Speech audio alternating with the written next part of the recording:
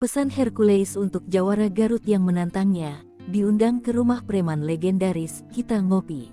Nama preman legendaris, Rosario de Marshall alias Hercules mendadak jadi sorotan beberapa waktu belakangan. Pasalnya, Hercules sempat ditantang oleh seseorang yang mengaku sebagai jawara Garut. Walaupun akhirnya disambangi oleh bawahan Hercules di Gerakan Rakyat Indonesia Bersatu (GRIB) di Garut, sang jawara Garut malah menghilang entah kemana.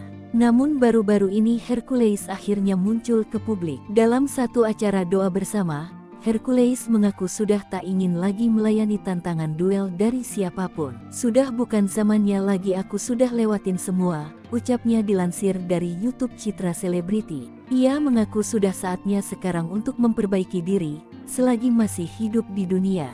Kita ini gak hidup selama-lamanya, sementara di dunia ini, ucapnya. Namun ia pun berpesan kepada para penantangnya kemarin, untuk datang ke rumahnya.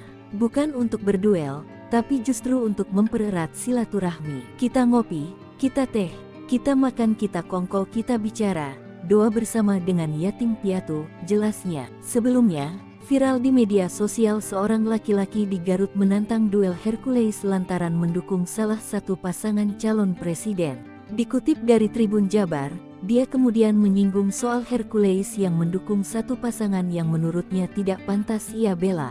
Dalam video itu juga, ia meminta agar ajakannya untuk berduel dengan Hercules diviralkan. Namun hingga berita ini diturunkan, belum tahu di mana keberadaan jawara Garut tersebut.